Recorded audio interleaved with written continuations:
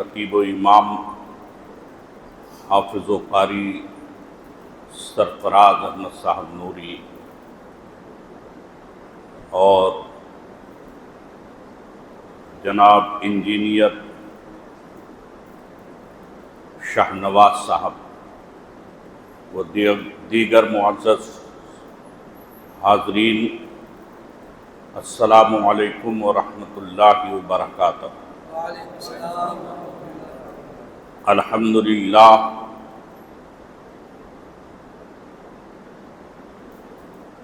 الحمد لولیہ والصلاۃ والسلام علی نبیہ وعلی آلہ واصحابہ المتعدبین بآدابہ، اما بعد فاعوذ باللہ من الشیطان الرجیم، بسم اللہ الرحمن الرحیم۔ ان الصلاۃ تنہی عن الفحشاء والمنکر، وقال اللہ تبارک و تعالی فی القرآن المجید والفرقان الحمید، والعصر ان الانسان لفی خسر الا الذین آمنوا وعملوا الصالحات، آمنت باللہ صدق اللہ مولانا العلی العظیم، وبلغنا رسولہ النبی الامین الکریم، ونحن علی ذلک لمن الشاہدین والشاکرین والآمنین والمطمئنین والموقنین والحمد للہ رب العالمین۔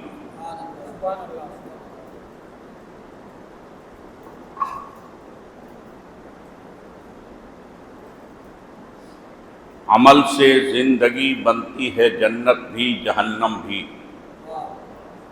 عمل سے زندگی بنتی ہے جنت بھی جہنم بھی، یہ خاکی اپنی فطرت میں نہ نوری ہے نہ ناری ہے۔ مسجد تو بنا لی شب بھر میں ایما کی حرارت والوں نے، مسجد تو بنا لی شب بھر میں ایما کی حرارت والوں نے، من اپنا پرانا پاپی تھا برسوں میں نمازی بن نہ سکے۔ حضرات،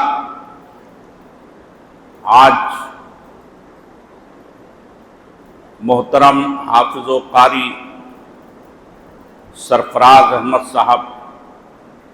اور جناب انجینئر شاہ نواز صاحب کی دعوت پر وڈلا مڑی کی مسجد میں حاضر ہونے کا موقع ملا۔ یہ میرے لیے بڑا شرف ہے۔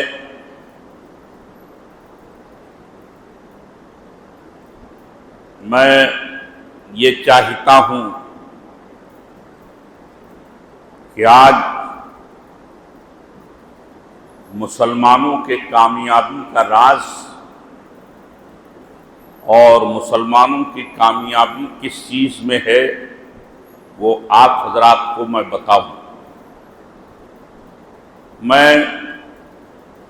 سادہ زبان میں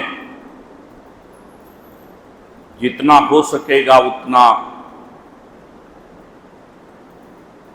آسان اردو میں میں آپ کو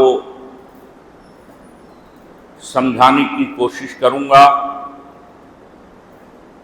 مگر یہ آندھر پردیش ہے اور اردو زبان اگرچہ دکن ہی میں پیدا ہوئی ہے، مگر یہ ہماری کمی ہے مسلمانوں کی کہ اردو زبان آندھرا اور دکن سے ناپید ہو گئی۔ تو آغاز گفتگو سے پہلے ہم اور آپ آئیے مل کر اپنے آقا و مولا دونوں جہان کے ملجا و ماوا، سارے عالم کے داتا، ڈوبی کشتی کے کھیون ہار، احمد مختار، عرب کے ناقہ سوار، حضور احمد مجتبیٰ محمد مصطفیٰ صلی اللہ تعالی علیہ وسلم کی بارگاہ گہر بار میں جھوم کر، تڑپ کر، مچل کر درود پاک کا ہدیہ نچھاور کریں اور پڑھیں اللہم صلی علی سیدنا و مولانا محمد طب القلوب و دوائیہا وعافیت الابدان و شفائیہا و نور الابصار و ضیائیہا وآلہ و اصحابہ وبارک وسلم صلاۃ و سلام علیک یا رسول اللہ علیک الصلاۃ والسلام۔ حضرات،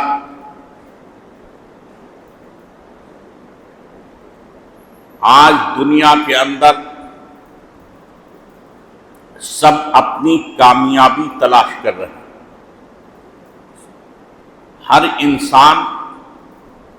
یہ چاہتا ہے کہ میں کامیاب ہو جاؤں۔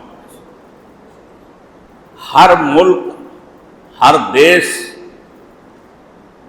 دنیا کا یہ چاہتا ہے کہ میں کامیاب ہو جاؤں۔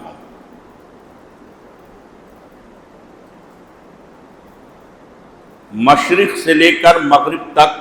یعنی جہاں سے سورج نکلتا ہے وہاں سے لے کر جہاں تک غروب ہوتا ہے وہاں تک، اور اتر سے لے کر دکھن تک، جہاں سے سورج زمین کو بوسہ دے رہا ہے، پورے احاطے عالم کے اندر ہر ملک اور ہر چھوٹے بڑے انسان، وہ مزدور ہو یا دریوزہ کش فقیر ہو، وہ ٹاٹ نشیں ایک بے نوا فقیر ہو یا کاروباری تاجر ہو، وہ وزیر ہو یا قوم کا لیڈر ہو، وہ منسٹر ہو یا چیف ہو، وزیر اعلیٰ ہو یا وزیر اعظم، کسی ملک کا صدر جمہوریہ ہو یا گورنر،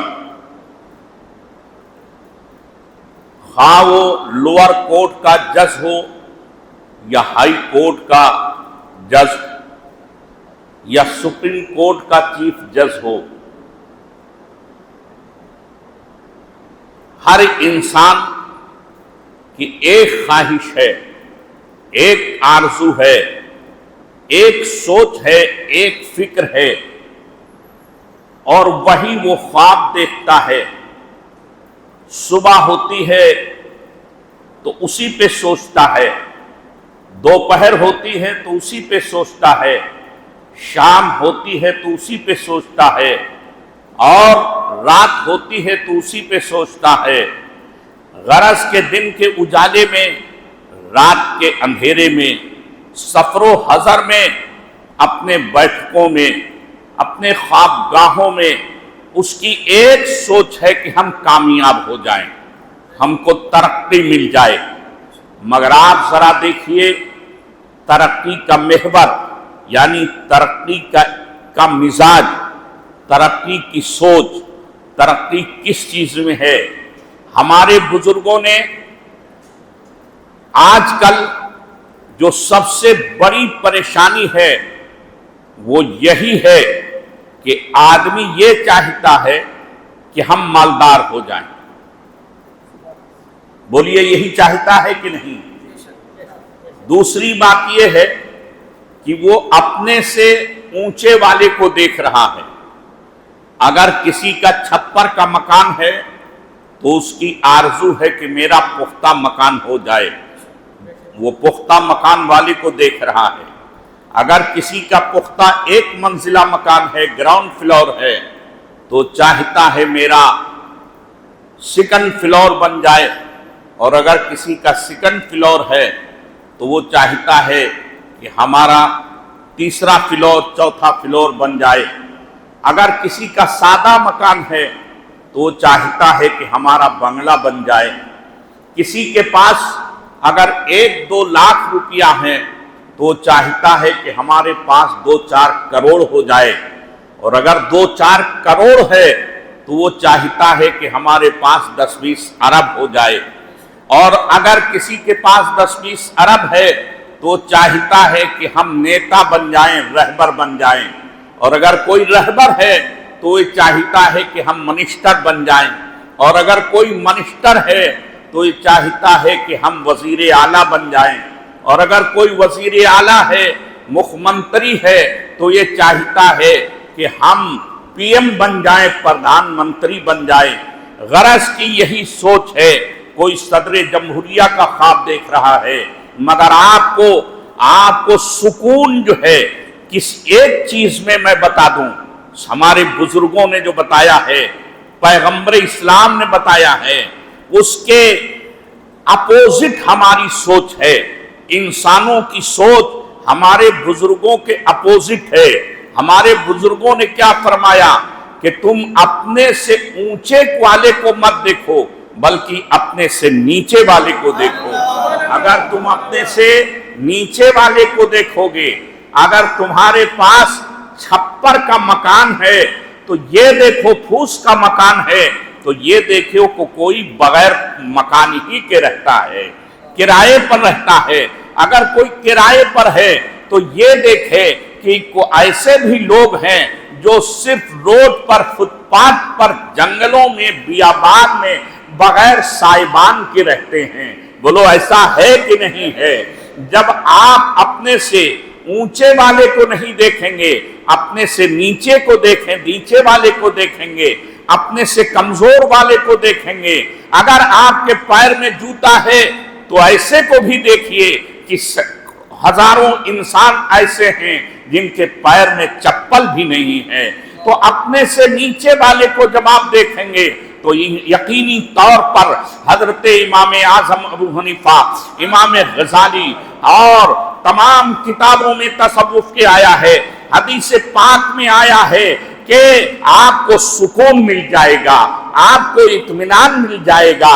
اگر آپ یہ دیکھیں گے کہ ہمارے پاس رہنے، سر چھپانے کی جگہ ہے، مگر کتنے لوگ ایسے اللہ کے بندے ہیں جن کے سر چھپانے کا سائبان اور گھر بھی نہیں ہے، تو آپ کو چین ملے گا، آپ کو سکون ملے گا۔ اور اگر آپ اپنے اوپر والے کو دیکھیں گے تو پھر اوپر ہی دیکھتے رہ جائیں گے، آپ کے دل کو قرار نہیں آئے گا۔ آپ اگر اپنے مکان کو دیکھیں گے اور یہ کہیں گے ہمارا ڈبل مالے کا مکان ہو جائے، تو آپ کی خواہش ہوگی کہ ہمارا بنگلہ ہو جائے، اور پھر آپ کی خواہش ہوگی کہ ہم لیڈر بن جائیں، پھر آپ کی خواہش ہوگی ہم منسٹر بن جائیں، پھر آپ کی خواہش ہوگی ہم چیف منسٹر بن جائیں، پھر آپ کی خواہش ہوگی ہم پرائم منسٹر بن جائیں، پھر آپ کی خواہش ہوگی ہم صدر جمہوریہ بن جائیں۔ مگر جو صدر جمہوریہ یا چیف منسٹر ہیں ان کو دیکھیے، وہ دوسرے ملکوں کا خواب دیکھ رہے ہیں کہ یہ ملک بھی ہمارے قبضے میں آ جائے،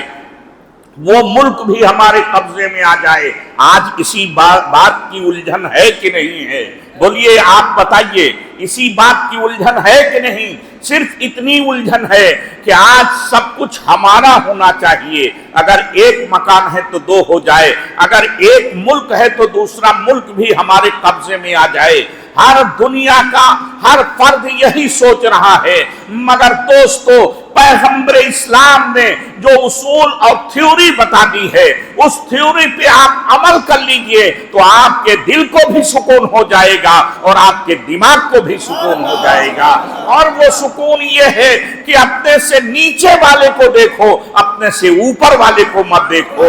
یہی ہے۔ اسی لیے سرور کائنات صلی اللہ علیہ وسلم کے فرمان کو قلندر لاہوری ڈاکٹر اقبال نے اس طریقے پر کہا ہے کہ محمد سے وفا تو نے تو ہم تیرے ہیں، یہ جہاں چیز ہے کیا لوح و قلم تیرے ہیں۔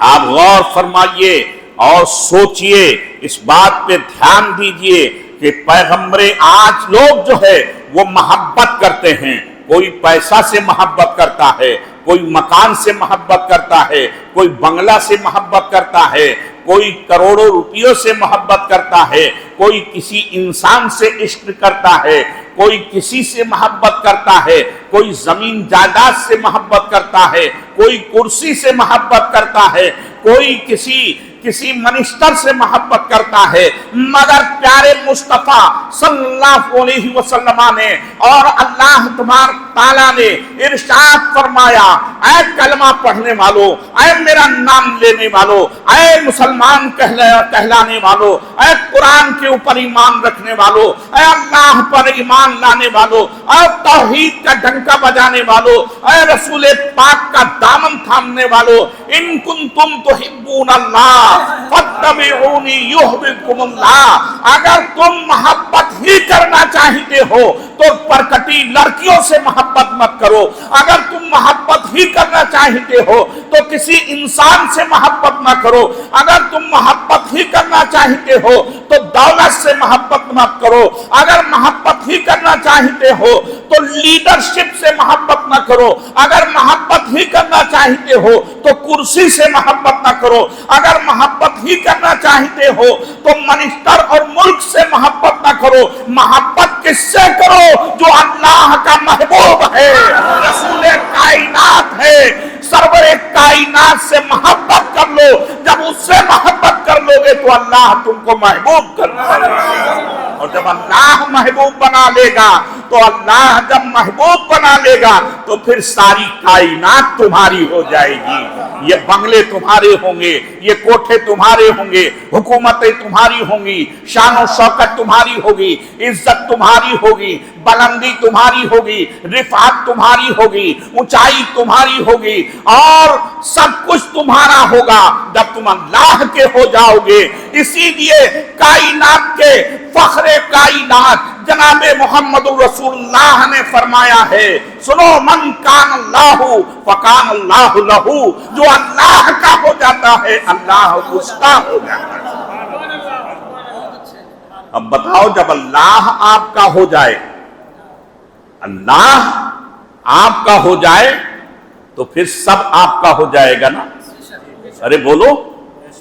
اس کا ایک واقعہ سنو۔ ہارون رشید نام سنا ہے آپ نے؟ ہارون رشید بادشاہ، بہت بڑا بادشاہ گزرا ہے، جس کی بیوی زبیدہ خاتون، جس نے عرب کے اندر نہر زبیدہ بنوایا، اور جہاں پانی کی قلت ہوتی تھی، حاجی لوگ تڑپ کے مر جاتے تھے، جگہ جگہ وہ نہر وہاں گشت کرتی ہوئی مدینہ منورہ تک پہنچی۔ سبحان اللہ۔ زبیدہ خاتون کے شوہر ہارون رشید بہت عظیم الشان بادشاہ گزرا۔ اس نے ایک مرتبہ ہارون رشید نے میلہ لگوایا، اور میلے میں دنیا کی ہر شے موجود کر دی، ہر شے، سونا، چاندی، درہم، دنانیر، روپیہ، پیسہ، کپڑا، زیورات، غلام، باندی، ہاتھی، گھوڑے، خچر، اونٹ، الغرض دنیا کی تمام چیزیں جس سے انسان خواہش کرتا ہے، آرزو کرتا ہے، کوئی چیز باقی نہیں رکھی، ہر چیز کا ڈھیر لگا دیا، بڑے بڑے ڈھیر لگوا دیے، ہیرے جواہرات، سونے چاندی، موتی مونگا کے ڈھیر لگا دیے الگ الگ، اور اعلان فرمایا، اسی بازار میں خود ایک کرسی پر بیٹھا، اور منادی نے پکار کے کہا کہ آج بادشاہ ہارون رشید نے اعلان کیا ہے کہ جو شخص جس چیز کے ڈھیر پر ہاتھ رکھ دے گا وہ اس کا مالک ہو جائے گا، سونا ہو یا چاندی، ہیرے ہو جواہرات، موتی ہو یا مونگا، کپڑا ہو یا خچر، گھوڑے ہو یا گدھے، ہاتھی ہو یا اونٹ، کوئی بھی ہو، باندی ہو یا غلام، جو جس پر ہاتھ رکھ دے گا وہ اس کا ہو جائے گا۔ اتنا جب سنا تو بھیڑ دوڑی کسی نے ہاتھیوں کو پسند کیا، کسی نے اونٹ کو پسند کیا، کسی نے گھوڑوں کو پسند کیا، کسی نے ہیرے کو پسند کیا، کسی نے جواہرات کو پسند کیا، کسی نے سونے کے ڈھیر کو پسند کیا، کسی نے چاندی کو پسند کیا، کسی نے درہم و دنانیر روپیہ پیسہ کو پسند کیا، کسی نے موتی مونگا کو پسند کیا۔ غرض کی جو جس معیار کا ذہن کا تھا، اپنے اپنے ذہن سے اس چیز کو، چونکہ اس کے اندر ایک شرط یہ تھی کہ جو ایک چیز پر ہاتھ رکھے گا وہی چیز اس کی ہوگی، دوسری نہیں لے سکتا، اور ہر چیز کافی وافر انداز میں بڑے بڑے ڈھیر لگا دیا تھا۔ چنانچہ سب لوگ اپنے اپنے من پسند اشیاء پر ہاتھ رکھا۔ ایک باندی تھی اور خود زبیدہ خاتون تھی، تو زبیدہ خاتون آپ کی بیویاں بھی، جو دوسری بیویاں تھیں، انہوں نے کسی نے سونے چاندی ہیرے جواہرات پہ ہاتھ رکھا، مگر زبیدہ خاتون آئی۔ سوچنے کی بات ہے، اور چپکے سے اس نے بادشاہ کے پیٹھ پہ ہاتھ رکھا، ہارون رشید کے پیٹھ پر ہاتھ رکھا۔ ہارون رشید نے کہا زبیدہ، ارے دیکھو آج لوگ اپنی اپنی قسمت کی آزمائی کر رہے ہیں، قسمت آزمائی کر رہے ہیں، کوئی کچھ لے رہا ہے، کوئی کچھ لے رہا ہے، کوئی کچھ لے رہا ہے، ابھی بہت سی چیزیں باقی ہیں، تمہیں جس چیز کی خواہش ہو اس پہ ہاتھ رکھ دو۔ تو زبیدہ خاتون نے کیا جواب دیا؟ کہا حضور آپ نے یہ اعلان فرمایا ہے کہ اس میلے میں جس چیز پر کوئی ہاتھ رکھ دے گا وہ اس کا ہو جائے گا، وہ چیز اس کی ہو جائے گی۔ کہا ہاں۔ کہا زبیدہ خاتون نے کہا حضور میں نے یہ سوچا کہ اس میلے میں آپ بھی تو ہیں، آپ بھی تو اس میلے میں ہیں، لہذا ہم نے آپ کا انتخاب کیا ہے، آپ پر ہاتھ رکھا ہے۔ سبحان اللہ۔ مطلب کیا ہے زبیدہ خاتون کا؟ مطلب یہ تھا کہ اگر ہم نے سونے پہ ہاتھ رکھا تو سونا ہی میرا ہوگا، چاندی نہیں ہوگی، چاندی پہ ہاتھ رکھا تو ہیرے میرے نہیں ہوں گے، ہیرے پہ ہاتھ رکھا تو موتی مونگا میرے نہیں ہوں گے، باندیوں پہ ہاتھ رکھا تو غلام میرے نہیں ہوں گے، غرض ایک ہی چیز پہ ہاتھ رکھ پاؤں گی، مگر بادشاہ حضور آپ پر میں نے ہاتھ اگر رکھ دیا ہے، آپ ہمارے ہو گئے تو ساری چیزیں اور ایسے ہزاروں گنا چیزیں، ساری کائنات، ساری آپ کی حکومت ہماری ہو جائے گی۔ آپ غور کرو مسلمانوں، سرور کائنات نے کیا فرمایا؟ من کان اللہ فکان اللہ لہو۔ اے مسلمانوں تم کرسی پر کی طرف مت دیکھو، لیڈرشپ کی طرف مت دیکھو، بادشاہت اور حکومت کی طرف مت دیکھو، بلکہ تم اللہ کے ہو جاؤ۔ اگر اللہ تمہارا ہو جائے گا تو ساری کائنات تمہاری ہو جائے گی، ساری کائنات تمہاری ہو جائے گی۔ یہ زمین تو زمین کیا، آسمان بھی تمہارا ہو جائے گا، چاند و سورج بھی تمہارا ہو جائے گا، دنیا بھی تمہاری ہو جائے گی، اور جنت بھی تمہاری ہو جائے گی۔ من کان اللہ فکان اللہ لہو، جو اللہ کا ہو گیا اللہ اس کا ہو جاتا ہے۔ سبحان اللہ۔ حضرات آپ غور فرمائیے، اسی لیے قرآن نے فرمایا وَالْعَصْرِ إِنَّ الْإِنسَانَ لَفِي خُسْرٍ، زمانے کی قسم۔ یہاں زمانہ جو ہے وہ سرکار صلی اللہ تعالی علیہ وسلم کا زمانہ، اور سرکار کا زمانہ جب سے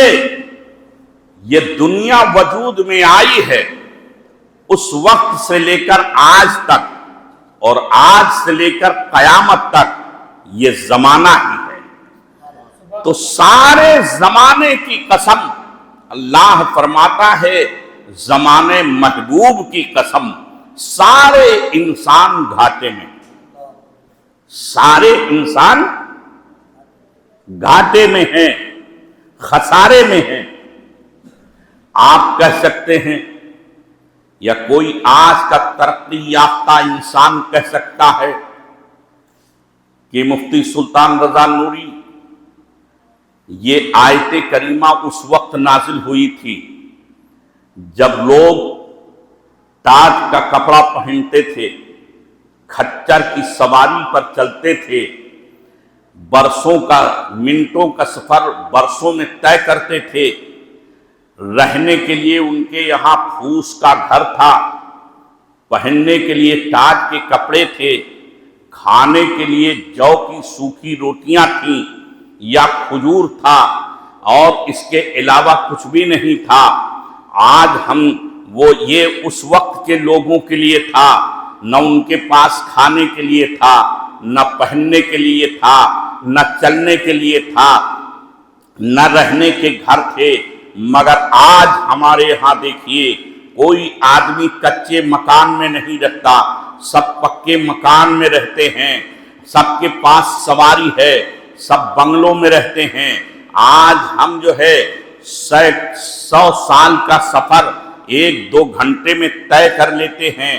مہینوں کا سفر منٹوں میں طے کر لیتے ہیں۔ اگر آج ہماری صبح کلکتہ میں ہوتی ہے تو شام بمبئی کے اندر ہوا کرتی ہے، تو کل کے لوگ گھاٹے میں رہے ہوں گے جن کے پاس نہ کھانے کے لیے تھا، نہ رہنے کے لیے تھا، نہ سواریاں تھیں۔ آج ہم لوگ گھاٹے میں نہیں ہیں تو ہم کہیں گے حضرات ترقی کے دور گزرے ہیں، ترقی یافتہ انسان گزرے ہیں۔ ترقی آپ دیکھیے، سب سے پہلے ترقی جو ہے وہ نمرود نے کیا تھا، نمرود نے سب سے پہلے ترقی کی تھی، اور ہوائی جہاز کی تھیوری اسی نے بنائی تھی۔ قرآن مقدس میں اس کا پورا ذکر آیا ہے کہ اس نے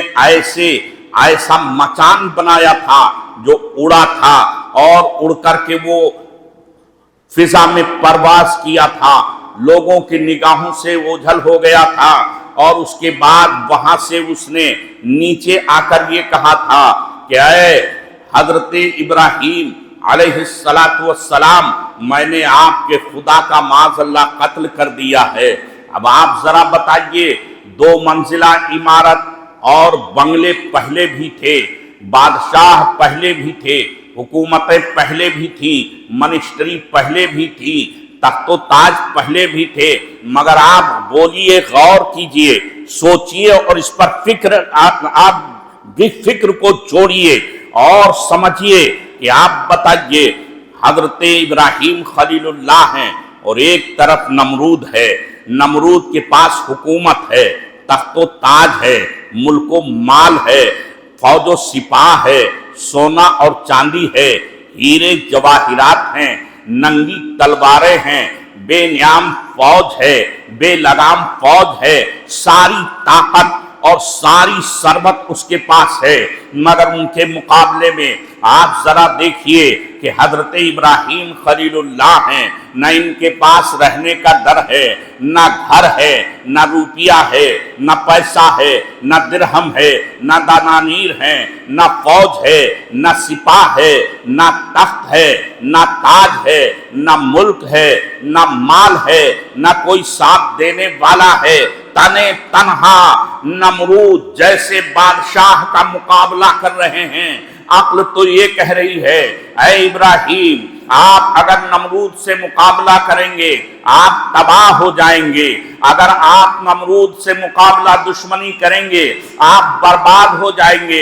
آپ کو یا تو آگ میں جھونک دیا جائے گا، یا تو ایسے قتل کر دیا جائے گا، یا جیل کی سلاخوں میں ڈال دیا جائے گا۔ حضرت ابراہیم خلیل اللہ علیہ السلام پکار کے فرماتے ہیں، اے دنیا والو، ارے تمہاری نگاہیں کچھ اور دیکھ رہی ہیں، تمہاری نگاہ تخت و تاج کو دیکھ رہی ہیں، تمہاری نگاہ ملک و مال کو دیکھ رہی ہیں، تمہاری نگاہ فوج و سپاہ کو دیکھ رہی ہیں، تمہاری نگاہ ننگی تلواروں کو دیکھ رہی ہیں، تمہاری نگاہ طاقت کو دیکھ رہی ہے، تمہاری نگاہ بظاہر اسباب کو دیکھ رہی ہے، تمہاری نگاہ محل اور کوٹھے کو دیکھ رہی ہے، مگر میری نگاہ جو ان تمام چیزوں کو پیدا کرنے والی ذات ہے اس خداوند قدوس کو دیکھ رہی ہے۔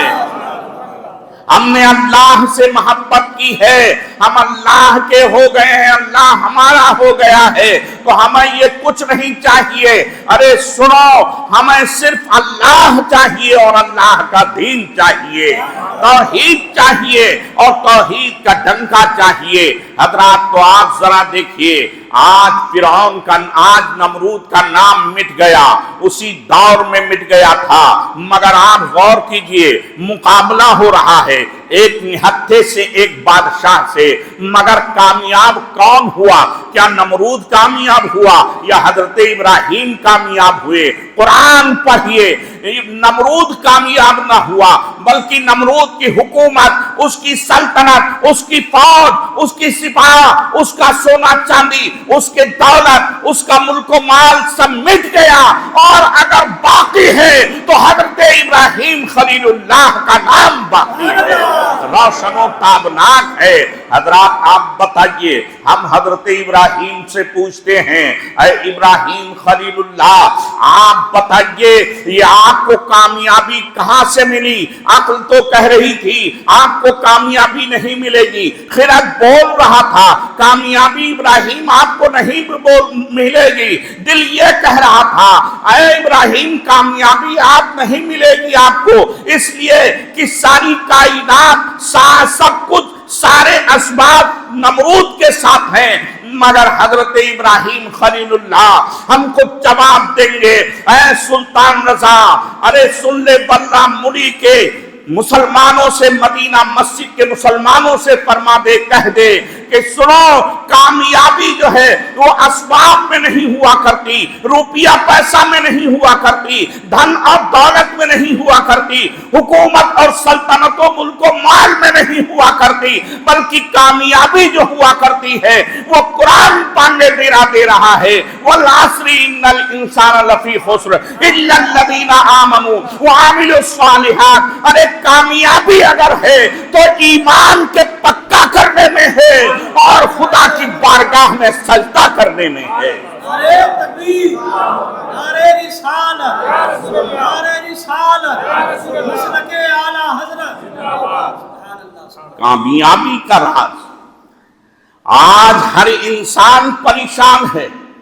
مگر آپ ذرا دیکھیے دوسرا دور آتا ہے، دوسرا دور آتا ہے حضرت موسیٰ کلیم اللہ کا۔ حضرت موسیٰ کلیم اللہ علیہ السلام فرعون کے مقابلے میں ڈٹ جاتے ہیں، عین ویسے ہی جیسے ابراہیم خلیل اللہ نمرود کے مقابلے میں ڈٹ جاتے ہیں، ایسے حضرت موسیٰ علیہ السلام فرعون کے مقابلے میں ڈٹ جاتے ہیں۔ ان کے پاس تو کچھ بھی نہیں تھا، ان کی پرورش خود فرعون کے گھر میں ہوئی تھی۔ عالم یہ تھا کہ آپ کے پاس ایک وقت کا کھانا بھی نہیں تھا، مگر قرآن فرماتا ہے حکومت فرعون کی، سلطنت فرعون کی، فوج فرعون کی، طاقت فرعون کی اور ملک و مال فرعون کا، کوئی اس کے خلاف زبان کھولنے کے لیے تیار نہیں تھا، مگر حضرت موسیٰ علیہ السلام نے اس کے خلاف اعلان جنگ کر دیا، اور جب اعلان جنگ کیا تو آپ ذرا دیکھیے قرآن فرماتا ہے وَأَغْرَقْنَا آلَ فِرْعَوْنَ، اے لوگو تم آنکھیں کھول کر دیکھ لو، ہم نے حضرت موسیٰ کو سمندر میں راستہ دے دیا اور فرعون کو اور اس کی فوج کو اسی میں غرق کر دیا۔ آپ غور کیجئے، ہم پوچھتے ہیں اے موسیٰ علیہ السلام، عقل یہ کہہ رہی تھی کہ آپ کو فرعون سے نہیں ٹکرانا چاہیے، آپ کو فرعون سے مقابلہ نہیں کرنا چاہیے، اس لیے وقت کی نزاکت یہی ہے، وقت کا کہنا یہی ہے کہ آپ تنے تنہا اتنی بڑی حکومت سے کہاں ٹکرا سکتے ہیں۔ مگر حضرت موسیٰ علیہ السلام فرمائیں گے اے سلطان رضا،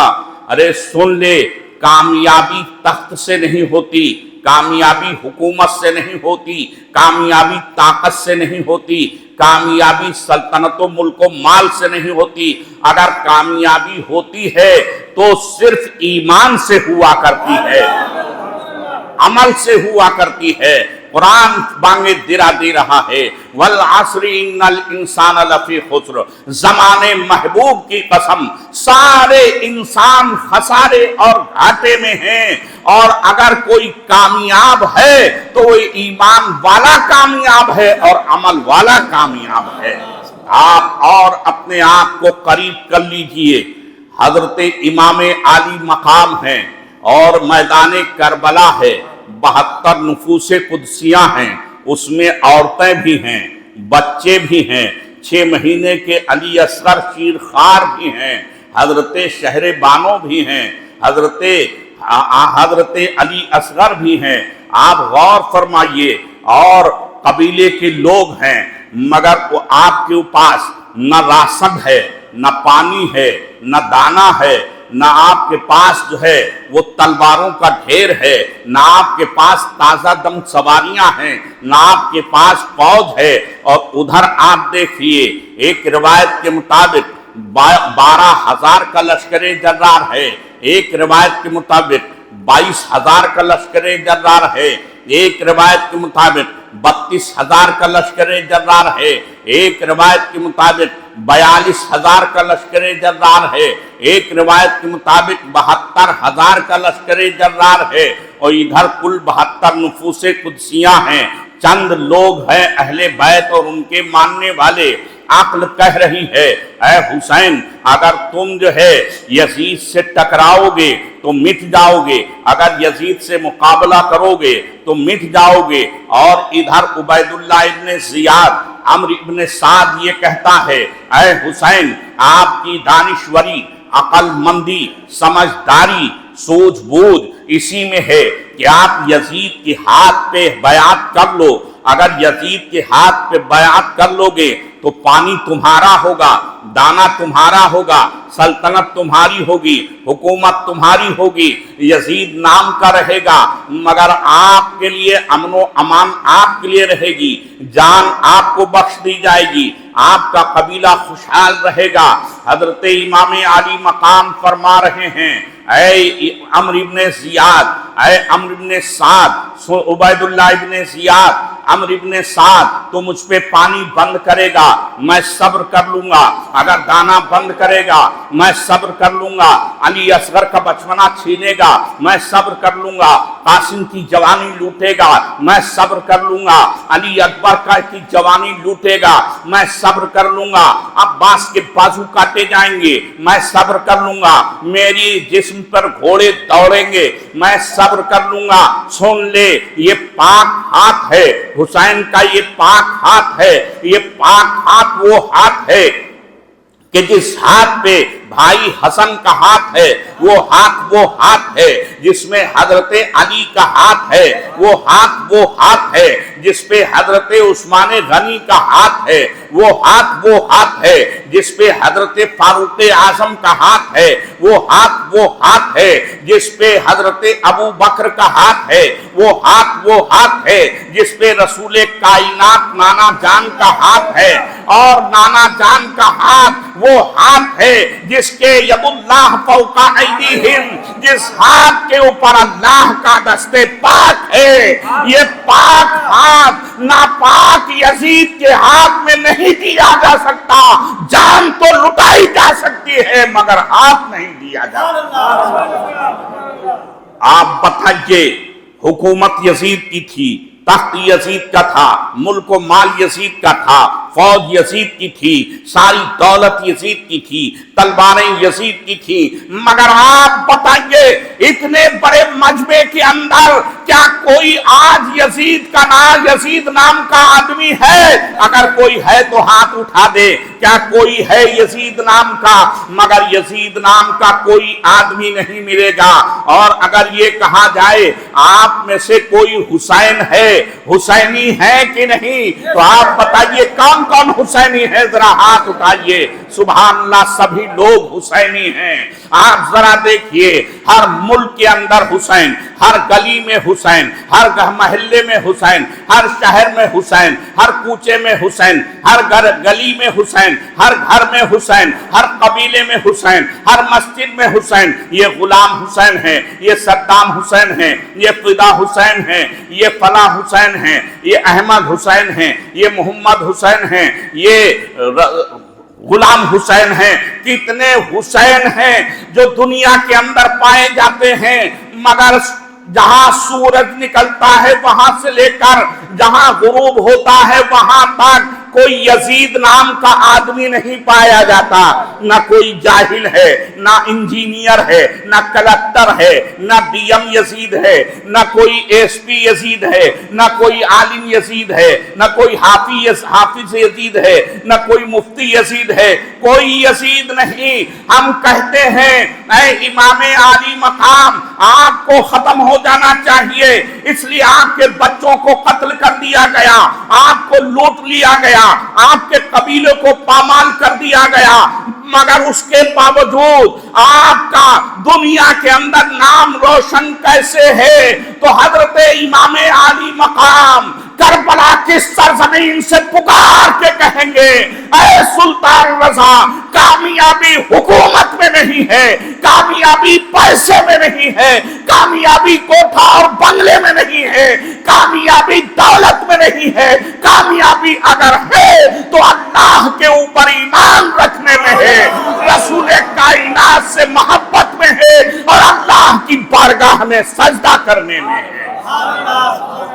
حضرات آپ ذرا دیکھیے، یزید نام کا عرب و عجم کے اندر حل و حرم میں کوئی نہیں، مگر آپ ذرا دیکھیے یزید نے سوچا تھا امام حسین ان کے بچوں کو شہید کر دیں گے، امام حسین کا نام مٹ جائے گا، مگر آپ ذرا دیکھیے بغداد مہک رہا ہے، کس کی نسل سے مہک رہا ہے؟ حضرت غوث اعظم کون ہیں؟ یہ حضرت امام حسین ہی کی اولاد ہیں۔ آج اجمیر معلیٰ مہک رہا ہے، کس